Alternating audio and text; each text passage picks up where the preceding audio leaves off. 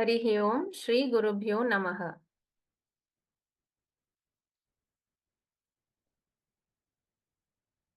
ॐ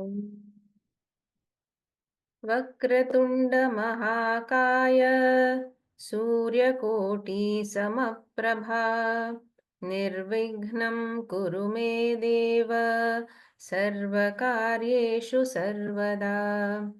गुरुर्ब्रह्मा गुरुर्विष्णुः गुरुर्देवो महेश्वरः गुरुर्साक्षात् परब्रह्मा तस्मै श्रीगुरवे नमः। तस्मै श्रीगुरवे नमः. Namaste friends. A warm welcome to session 60 of Gift, Gita for Inner Freedom and Transformation. ॐ सदाशिवसमारम्भां शङ्कराचार्यमध्यमाम् अस्मदाचार्यपर्यन्तां वन्दे गुरुपरम्पराम्. ॐ.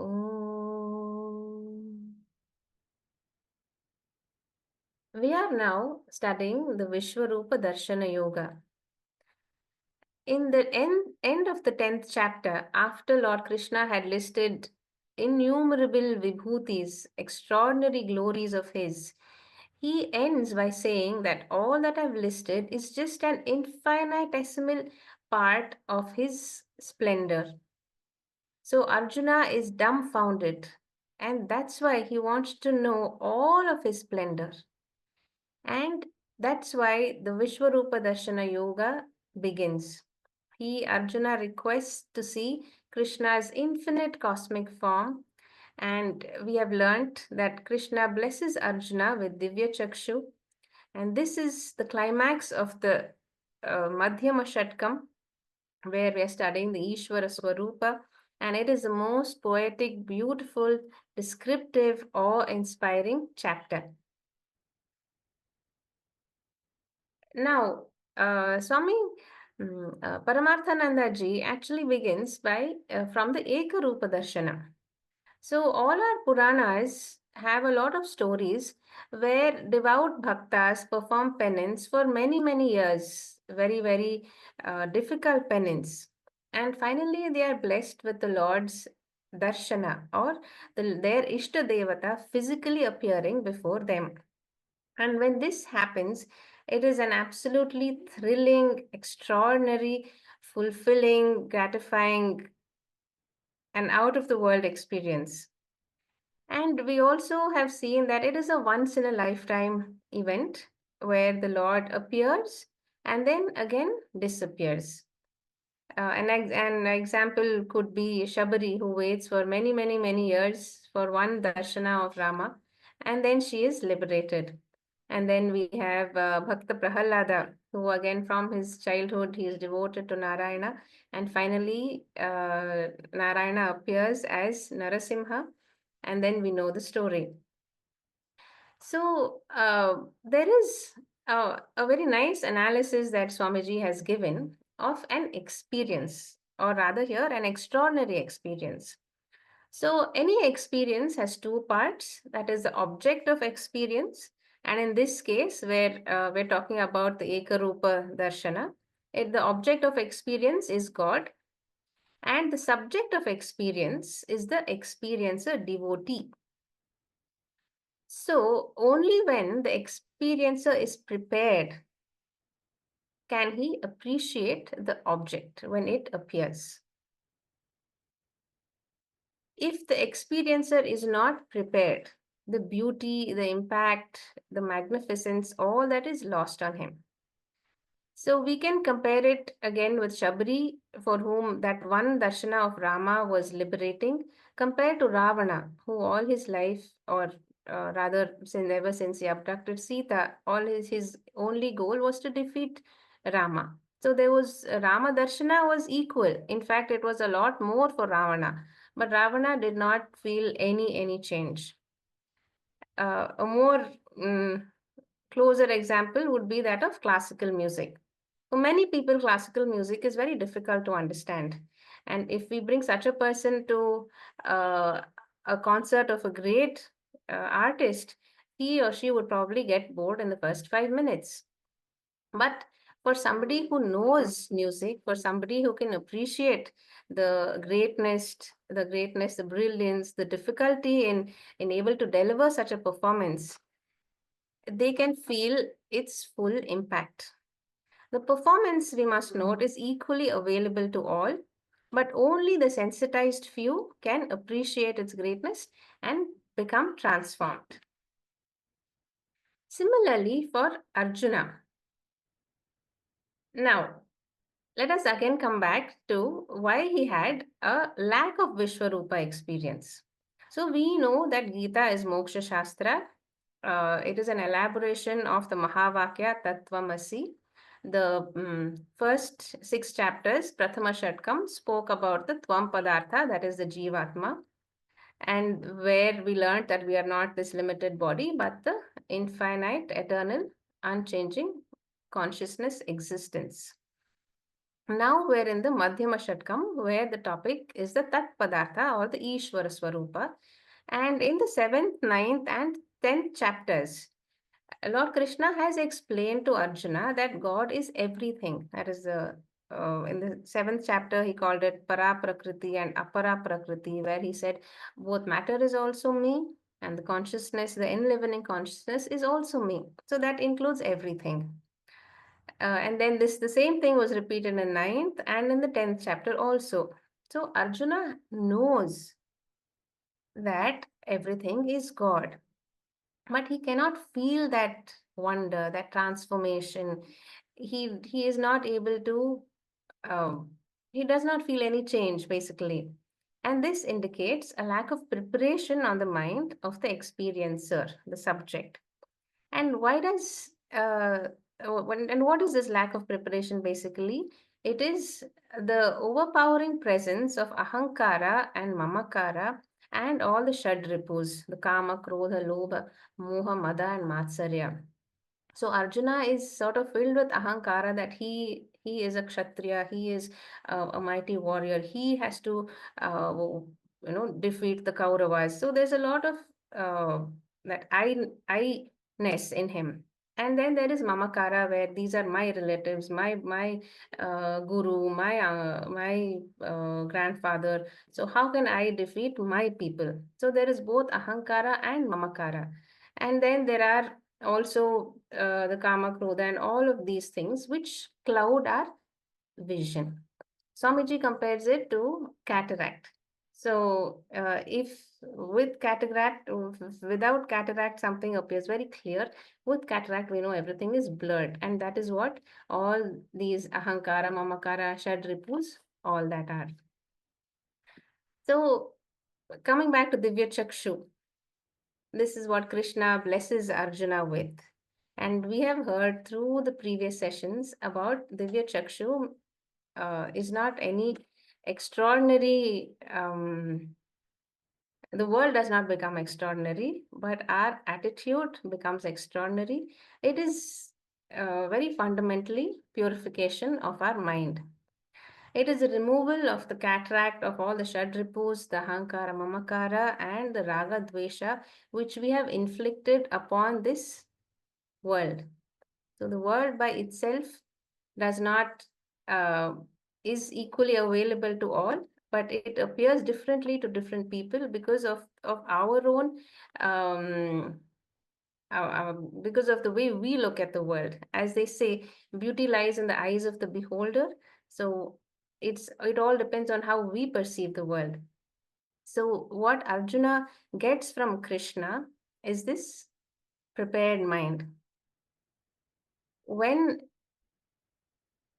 Krishna gives Arjuna Divya Chakshu, what he is giving him is essentially a prepared mind which is crystal clear, and it has an enlightened intellect which is expanded to see the divinity in everything. So he now knows that God is everything, and he is also able to perceive it. So from Vishwa Darshanam, that is seeing the world just as it is, it becomes Vishwaroopa Darshanam. That is seeing the world as God.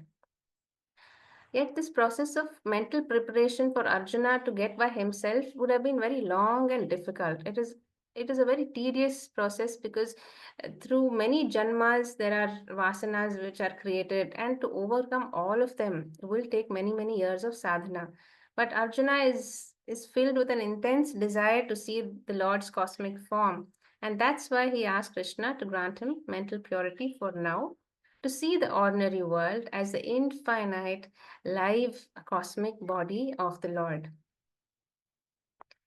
And then when Arjuna gets this Divya Chakshu, when he gets that clarity in vision, he is so filled with wonder that he's speechless. And then Sanjaya takes over and he says that Arjuna was wonderstruck and thrilled. And Pranamya Shirasa Devam, he saluted the Lord with his head bent low. And then he speaks with folded palms. And he says that he beholds within his body all the gods and hosts of different beings. He sees Brahma seated on the lotus flower. Again, this is symbolic because we have learned that the process of creation um, is God manifests as the universe, but in the Puranas we learn that the universe is created by Brahma, who appears from Lord Krishna's navel. So even this is symbolic of Arjuna knowing that creation is the Lord's manifestation. And then he says that he sees him everywhere with countless forms, arms, abdomens, mouths, eyes, and he can't see his beginning or end because it is infinite. Even today, scientists are not able to find out where the edge of the universe is. So it is so vast. And that's why Arjuna calls him Vishweshwara, that is the Lord of the universe, and as Vishwaroopa, that is the Lord whose very form is the universe only. And he sees him as a mass of effulgence shining everywhere with his kiritinam, gadinam. So it's basically telling us that Arjuna is able to witness a lot of the universe in Krishna's Vishwarupa, and that's why he sees that there is Deepta Rashim, that is the can we can imagine the all the countless number of suns that Arjuna is able to visualize. So it is blinding and immeasurable. In the next few verses, Arjuna's reverence increases. He calls Krishna as the Aksharam, the Paramam Aksharam. In fact, the eighth chapter starts with these words where Krishna himself tells Arjuna that he is Aksharam Brahma and he is Veditavyam. He is Vishwasya Param Nidhanam, the ultimate support, the causeless cause. He is the eternal protector of Dharma and he is Purushottama. And again, in the 19th verse, we see that the universe is just so vast. And every little being in our planet and all the planets and all the galaxies is the Lord Himself. And then he says that this space between the heaven and the earth, because we know that space, if it's 2D, we have 8 directions, we know, and then we have up and down, so that is 10, but everything in between also. So it's just immeasurable, and everything is pervaded by the Lord alone. And here there is that element of fear sin, because he sees uh, everything seems to be in one place. With that, we will see Arjuna's further description of the Vishwarupa. I invite Indumati Madam, please, to explain verse 21. Shri Gurubhyo Namaha. We have seen in the previous shloka that seeing the marvelous and the awful form, Arjuna says, all the three worlds are trembling. It is psychologically true that each man sees the world as he himself is. Arjuna felt frightened and trembling in himself when he looked at the world in that mental conditioning, and he could not but see that the whole world was equally wonderstruck and trembling as he himself was. Arjuna had a doubt regarding the possibility of success in the war. In order to remove this, Lord Krishna now gives Arjuna a peep into the future that is in store for the world. Next shloka goes like this. अमीहित्वां सुरसङ्घा विशन्ति केचिद्भीताः प्राञ्जलयो गृह्णन्ति स्वस्तीत्युक्त्वा महर्षिसिद्धसङ्घाः स्तुवन्ति त्वां स्तुतिभिः पुष्कलाभिः. We see the word by word meaning in the next slide. Ami Surasangaha, these hosts of gods, Vishantitvam, are entering you. Kechit Bhitaha, some of them are frightened, and Grinanti, praying, Pranjalayaha, with folded hands, Uktva Swastiti, having uttered the word peace, Maharshi Siddha Sangaha, group of sages and siddhas, Stuvantitvam, are praising you, Pushkalabihi, Stutibihi, with complete hymns, they are praying. When a man is threatened with a sure mishap, and when he knows no remedy or defense against it, he is in despair, always turns to prayer. This psychological truth is beautifully brought out here. In the next slide, we see that it is explained how, when someone is in fear, extol with joined palms. Thus, these hosts of gods are entering you indeed frightened. Some of them are praying with folded hands, having uttered the word Swasti, peace, let there be Mangalam everywhere. Groups of sages and siddhas are praising you with hymns sublime. Here, it is described how different people respond to the Vishwaroopa Ishvara. Next slide, we see Surasangha Ami Vishanti. All the devas, who are all very well informed, relatively enlightened people, they appreciate and see the Vishwaroopa Ishvara darshana, and they approach you with progress.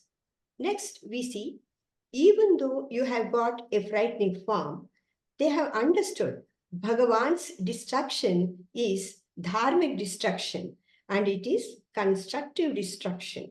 And once that is understood properly, it is not frightening.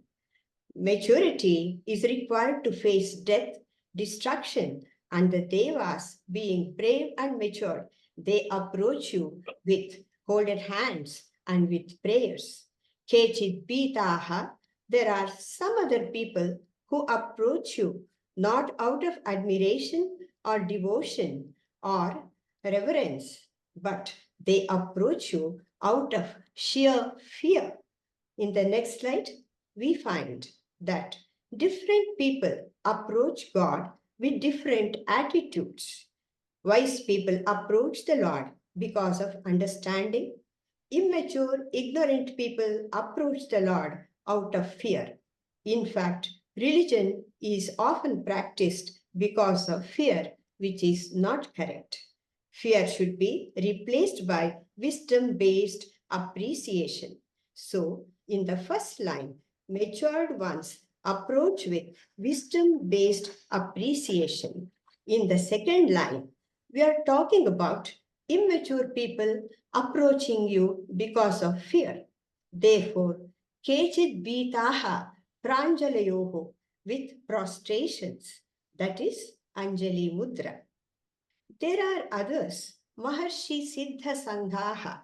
They are groups of rishis who are enlightened, great rishis having miraculous powers.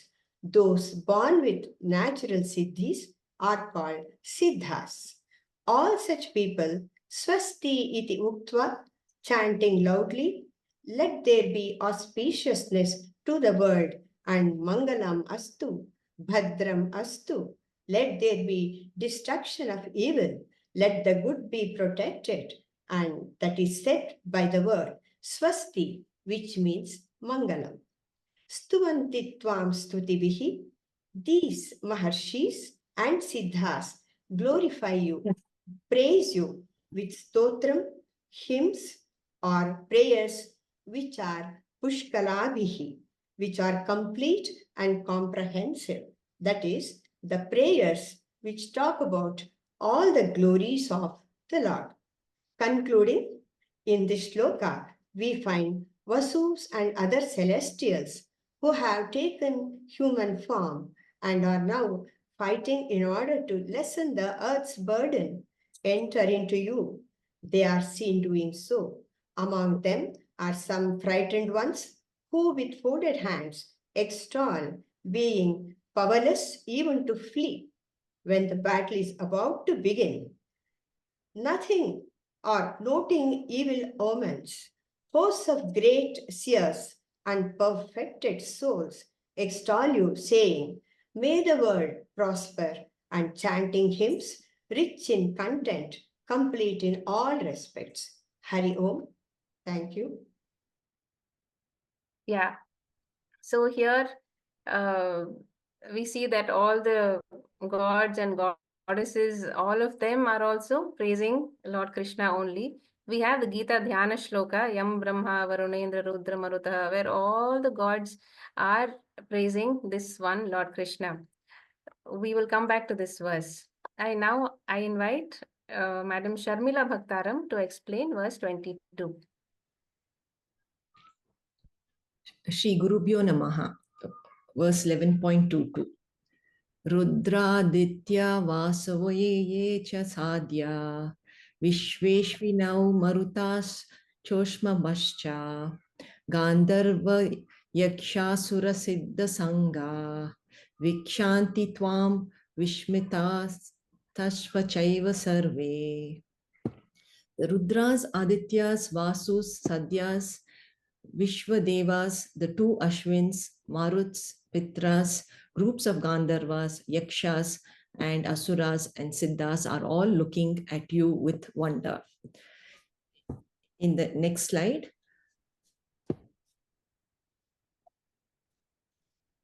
in this verse, Arjuna is telling Lord Krishna that even the celestial beings in the higher lokas are in wonderment of him who has manifested himself as the universe. Vishwaroopa Ishvara Darshanam is available to only those who have Divya Chakshu, and only those who have less Ahankara and Mamakara will be blessed with Divya Chakshu. Arjuna lists all the celestial beings who are in wonder of the Lord and who's in the form of this world. Before going into the list of celestial beings, let us understand the benefits of Vishwaroopa Ishvara Darshanam.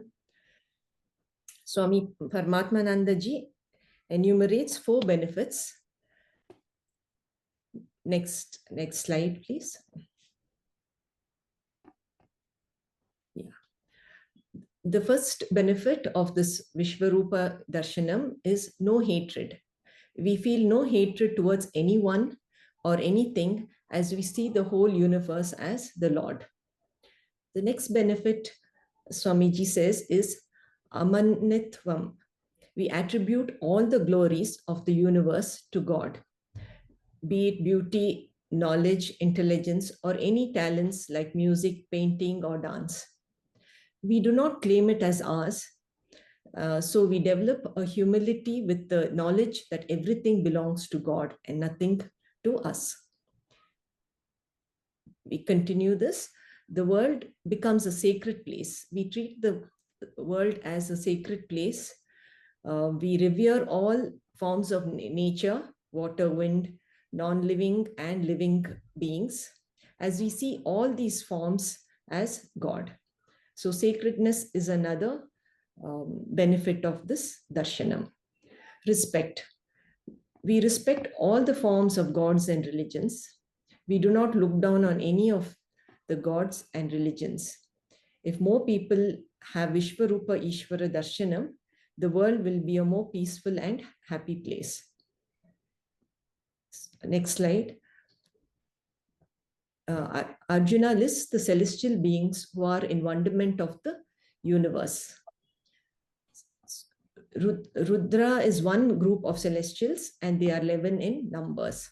Vasus are prominent deities like cabinet ministers, and they are 8 in number. Adityas are a group of major solar deities and are offsprings of goddess Aditi, and they are 12 in numbers. Sadhyas are a minor class of deities, 12 in number, and they are the embodiment of rituals and hymns of the Vedas. And are Vishwadevas refer to a very large group of deities. Continuing in the next slide, Ashwins are called Ashwini Kumars. They are twin gods associated with medicine, health, and the sciences. Marutas are storm deities who are 49 in number, and Usmapas are Pitra Devatas, and they are spirits of our deceased ancestors. Gandharva, a member of a class of celestial beings. They are celestial demigods who serve as the musicians of the Devas. Next slide. Yakshas are a broad class of nature's spirits, usually benevolent, but sometimes they are mischievous or capricious too. Asuras are another group in the Indian religions.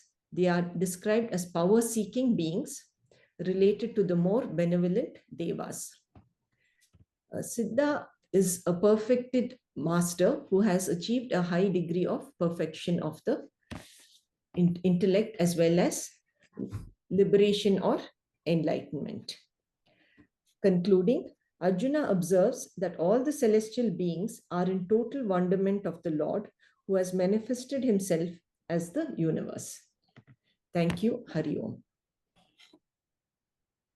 Thank you very much, Sharmila ma'am, for that detailed and very nice explanation, including listing of all the benefits of the 4 benefits of Vishwaroopa Ishvara Darshanam, and of course, knowing the names and the types of all the devas and the different celestial beings. So in verses 21 and 22, Arjuna still expresses wonderment that is not caused by the physical eye, but by the inner attitude born of understanding that even all the gods, whoever we pray to, all our Ishta Devatas, they end in Krishna as Ishvara. So, Lord Krishna himself has said earlier in the Gita that any prayer offered to any Ishta Devata ultimately reaches him, and he is the one who grants the wishes of the devotee through their Ishta Devata. And in these verses, we also learn that even the gods arise and dissolve unto him alone. So they are also governed by the laws of time. Swargaloka is also finite. So whomever we worship for their mighty powers or for to seek some worldly goals, we should know that all of them are also finite, however long it may be, and they are also scared of Lord Krishna as Ishvara, and they laws. Now there is a shift in Arjuna's reaction to the Vishwarupa, and let us see what it is in verse 23. I invite Dr. Deepak Kamath, please. Hari Om, Shri Gurubhyo Namah. Blessed by Divya Chakshu, that is an appropriate mind's eye through which Arjuna can appreciate the Vishwarupa Darshanam of the Lord. The Lord takes Arjuna through 3 phases. Next slide, please. In the first phase, Arjuna beholds the elements of Vishwarupam that have produced a sense of wonderment, not only in Arjuna, but as we have seen, also among the Gandharvas, yakshas, asuras, siddhas, and so on. All those mature-minded people who have been blessed with Divya Chakshu by the Lord. Now the Lord proceeds to the next stage where Arjuna's response changes, and this picture is described in the next verse as follows. रूपं महत्ते बहवक्त्र नेत्रं महाबाहो बहुबाहुरुपादं बहुदरं बहुदंष्ट्राकरालं दृष्ट्वा लोकाः प्रव्यथितास्तथाहम्. So Mahabaho, O Lord, Lokaha Pravyatitaha. The people are frightened. Drishtva te mahat rupam, your huge form. Bahuvaktra netram, which has many mouths and eyes. Bahu rupadam, which has many arms, thighs, and feet. Bahudaram, which has many abdomens. Bahudan damshtrakaral, and which is fierce with many tusks. Your mouth, which is fierce with many tusks. Tatha aham. So also am I frightened. So Arjuna tells Lord Krishna, O Lord, people are frightened by seeing your huge form, which has many mouths and eyes, as well as many arms, thighs, and feet, your many abdomens, and your mouth, which is fierce with many tusks. And so also as others, I too am frightened. So the fearsome, frightening aspect of the Lord is described now from verse number 23 up to verse number 30. However, this Vishwarupam as a source of fear is for immature individuals, that is, those who still retain Ahankara Mamakara Yukta individuals, as we shall now see. So, while appreciating the Vishwarupam, Arjuna sees the mouth of the Lord, and gradually the mouth comes more and more into Arjuna's focus. The Lord's mouth represents the Kalagni, the destructive principle. That is also a function of time, along with the creative and preserving functions of time. So, in this verse, Arjuna begins by continuing to praise the Lord's glorious features. Te Rupam Mahat. O Lord, your Vishwarupam is indeed infinite, wondrous. Bahuvaktra Netram. It has countless numbers of faces and eyes. Not only are they many, Bahubahurupadam, your hands, thighs, and feet are very many. Bahudaram, your stomachs are also innumerable. Next slide, ma'am. Then Arjuna says, Bahudramshrakaralam. You also have many tusk-like sharp teeth. Drashtva pravyathitas tataham. Looking at which all other people are frightened. Here, Arjuna is initially ashamed to confess his own fear, and so he tends to project his fear, as all of us do, onto the rest of the world. And so he says the whole world is frightened, but then slowly adds tatha aham. He confesses that he too is fearful to behold the frightening form of the Lord. Next slide, ma'am. Thus, to appreciate Vishwarupam means to fully accept both the seemingly pleasing and the fearful aspects of the Lord. And thereby, it requires a mature mind that is free of dualities, ahankara, mamakara, ragadvesham. These are to be understood as the pleasing form, the wonderful form, and the fearful form are to be understood as inseparable or as complementary features. And understanding the frightening aspects in this manner will mean that one is no longer frightened. Thank you. Thank you very much, Deepak sir, for that very detailed explanation with beautiful pictures. Now, Arjuna's reaction has transitioned from wonderment to fear because somehow the mouth is is looming large in front of Arjuna, and he sees that everyone is just being swallowed whole, and then in the next verses we will see that that their heads are being crushed uh, between his teeth. So what uh, that symbolically indicates is that everyone is subject to Ishvara's laws, that is, the laws of nature. Ishvara is Srishti, Sthiti, and Layakarta. And accepting Vishwarupa is accepting that if there is a Srishti, there will be a period of Sthiti where that Srishti is maintained, and that will have to dissolve. There will be Laya. So a mature mind will accept this entire cycle. which will again repeat infinite number of times. Birth and death, creation and destruction. But Arjuna has been gifted this Divya Chakshu. It is a boon which Lord Krishna has bestowed upon Arjuna for his own bhakti. And because Arjuna wanted to see Lord's infinite form, but over here his lack of actual mental maturity comes to the fore, where again he's filled with fear when he sees that blazing mouth and um, which is the Kala Agni principle.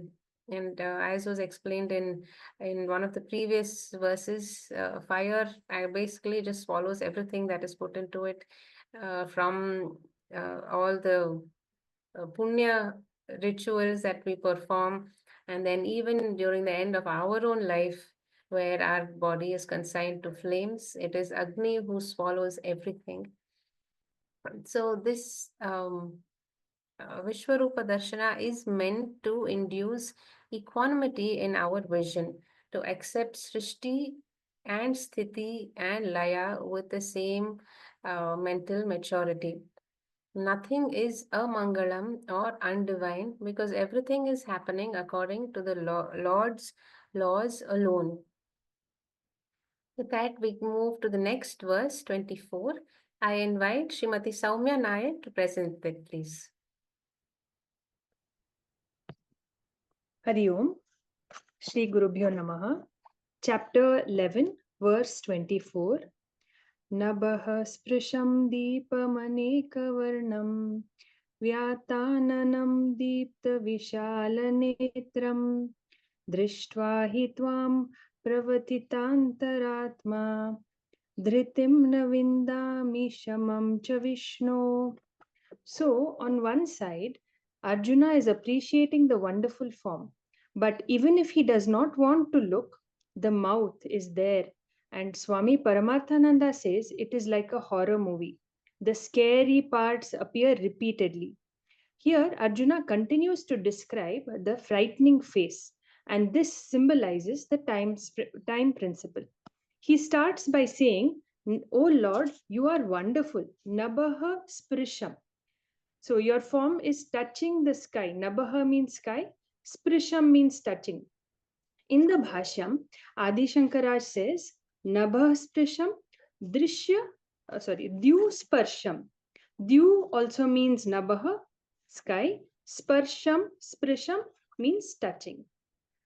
Next, Deeptam means Prajwalitam, the scorching heat of all the suns and stars put together. So you can imagine the temperature of the Vishwaroopam. Aneka Varnam, Aneke Varna, a riot of so many colors.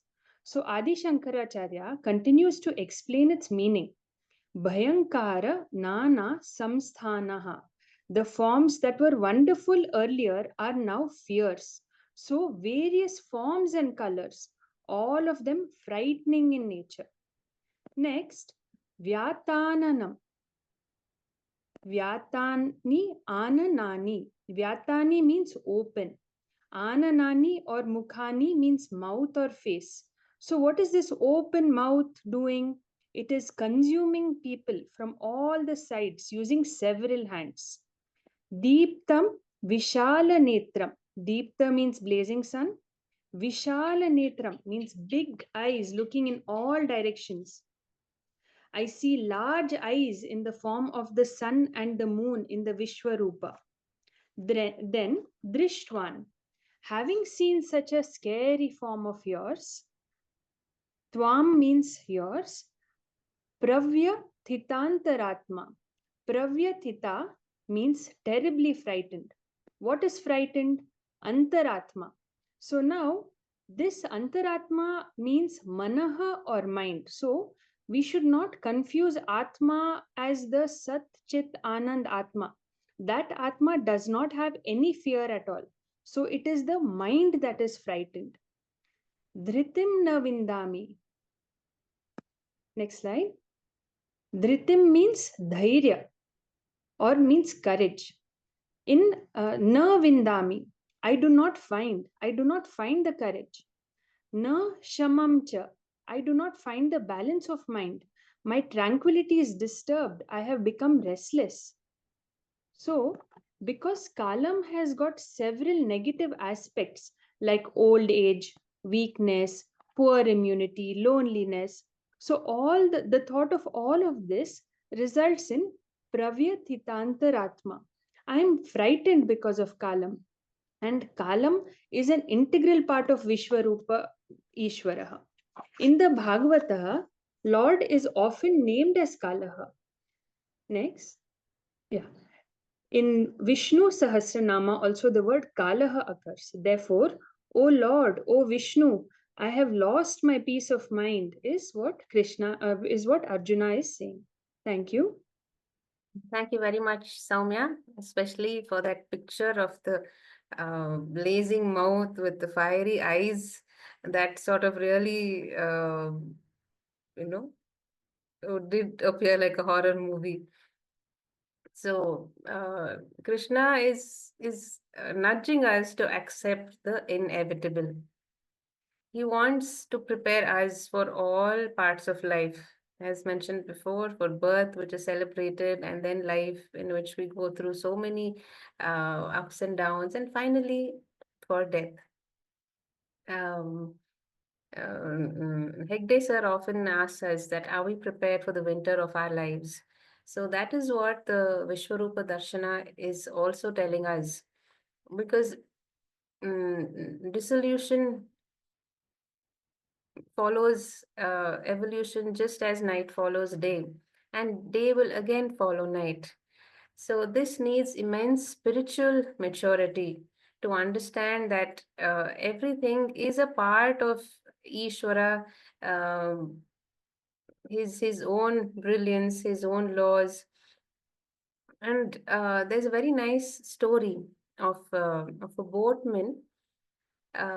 So he is by the he lives on a small little town near the sea, and a group of teenage boys want to go for a ride in the boat.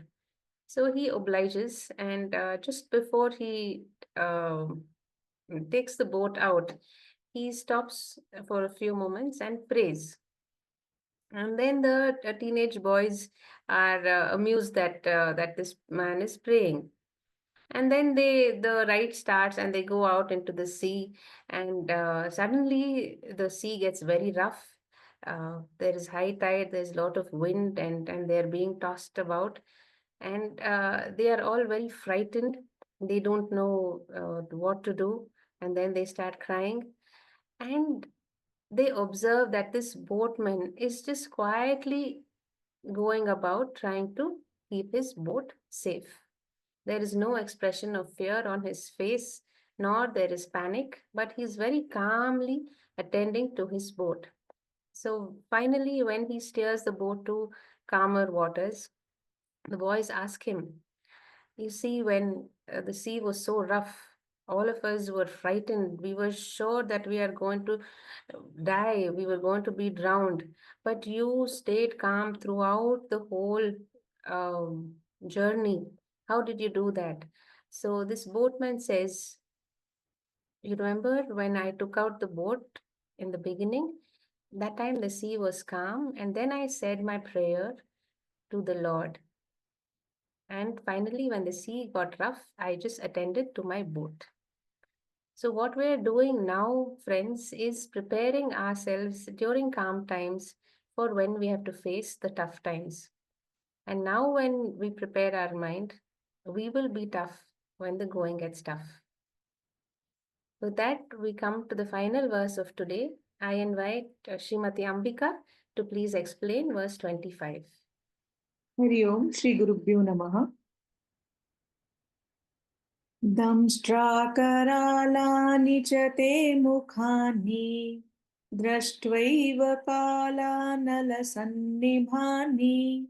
दिशो न जाने न च लभे न शर्म प्रसीद Devesh जगन्निवासा. Meaning, having just seen your mouth, which are fierce with tusk, which are like the fire of dissolution, I do not recognize the quarter, nor do I find the peace. Be gracious, O Lords of Lord, who is abode of the universe. Next slide. The Arjuna continues the description of Lord. Initial wonderment is being replaced by fear. He is looking at the Lord's mouth, Te Mukhani, which is frightening, with protruding teeth. Protruding symbolizes pain of an individual, Kala, the cause of a pain. The mouth with the sharp teeth is being compared with Kala Nala Sannibhani, which is again compared to the Pralaya Kala Agni. According to the scriptures, at the time of Pralaya, the whole creation is gradually dissolved. During the creation, the five elements, space, is created, then air, then fire, water, and earth. And the reverse process is followed during the dissolution. There is a special Agni at the time of dissolution that is called Dahaka Agni, which burns down everything. In Rudram, the Shiva is being described as Kalagni Rudraya and also Samkarya Mangala Rupa. Both the names are opposite in nature, constructive and destructive. The principle of Vishwaroopa is also a pair of opposite. The destruction here is for the constructive purpose, like we destroyed the single building for construction of the flats. The destruction is good and it is called the constructive destruction. Like that, Shiva is also Mangala Rupa. Drishtva. After seeing the frightening Vishwaroopa, which seems to be all pervading. Next slide. Disho na jane. Arjuna has lost his sense of direction. All the directions are from the standpoint of sun. But what if we go to the sun? The directions has no meaning. East and west has no meaning. Day and night has no meaning. On the earth itself also, if we go towards the pole, the sunrise and sunset has no meaning. All become meaningless from the point of view of the totality. Similarly, all become meaningless from the standpoint of Vishwaroopa. Next slide. Na labhe na cha sharma. Arjuna is disturbed and is unable to decide whether the Lord is compassionate or cruel. We all love God when the things are going according to our wishes, our things are going fine. But when we see suffering and when we suffer, our faith on God gets diluted and sometimes get revised. We might become atheist also. We accept Bhagwan as a Srishti Karta, Sthiti Karta, but we are not able to appreciate him as a Laya Karta. Maturity is required to accept all forms with equality. And how do we find this maturity? By anchoring it to the Shastras, by doing a systematic study of the Shastras. What will happen? We will develop the Viveka to accept everything. And we will be, with that maturity, we will be able to swim through the Bhavasagar. Since the Arjuna is disturbed seeing this form of Bhagwan, he is requesting the Jagan Nivasa to be gracious and compassionate. Thank you. Thank you very much, Ambika, for that excellent explanation of that verse. So, as we have learned in this class, it is Vishwaroopa Ishvara Darshana is a process of expanding our mind, and it is the essential stepping stone to transition from Ekarupa to Arupa, which is our ultimate goal. So we are studying the Bhagavad Gita as Moksha Shastra, and we are going to get to the Charama Shatkam, where Gnana Yoga is the primary topic. So expansion of our mind, letting go of Raga Dvesha, Ahankara, Mamakara, which is so strong, sort of goes very, very deep. It is only by seeing things in totality that we are able to gradually let go of our own small world that we create of I, me, myself. Swamiji gives the example of rain. So suppose we have a function and then it starts raining. So we get very upset saying that the rain has spoiled, the rain has played spoiled sport. We hear this often in many cricket matches and uh, no in other such public events. But when we realize that rain is so essential for life to thrive on earth, it is only because we get rain that we're able to get food. When we are able to accept rain, even when it plays spoiled sport for us, but it's playing such a huge beneficial role for the world. This is our expansion of our mind. The Vishwaroopa Ishwara Darshana gives us unwavering attitude of bhakti and gratitude for all that we have, for all that we had, and for all that we will have. So whatever happened is for the good. Whatever will happen is also for our learning. As Sir again says, when we are able, when we win, we win. When we lose, if we learn, we win. So Vishwaroopa Ishwara Upasana helps us build inner strength when we are able to accept the highs and lows, successes and failures with equanimity. And we move on to taking the next step. This also eliminates whatever pride we may have because we know that it is the Lord's grace which has resulted in any success that we may have had. It gives us greater tolerance to the world around us, to people around us. It helps us develop forgiveness for petty things because when if you look at the totality, whatever things or issues that we may have now, they will seem so trivial for us only after a few days or a few years. So to be able to have that large-heartedness during the time of conflict is what we will is the worldly benefit of Vishwarupa Upasana, and we are able to think of the welfare of all. This again comes down to karma yoga, doing sattvic karma, which benefits the maximum number of people.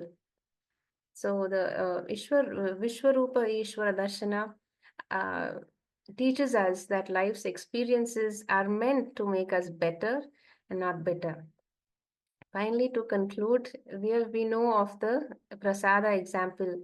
So we know that when we receive prasada, we receive it with reverence. We first take it towards our eyes, close our eyes, be grateful for the God's blessings, and then we consume it. So if we are able to expand our mind to eat everything with the same reverence, or to consume through any of our sense organs with the same reverence, then our mind is being expanded, our intellect is being enlightened. With that, we come to the end of this chapter, with the end of this session.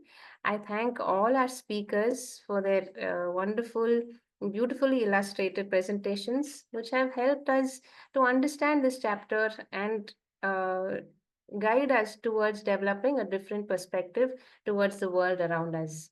Thank you. Friends, as all of you know, Param Vedanta has been offering Guru Dakshina to all of our gurus twice a year, once during Gita Jayanti and once during Guru Purnima. This year we celebrated Gita Jayanti, and we still have the opportunity to offer our contribution to our gurus who are engaged in several projects to promote Sanatana Dharma.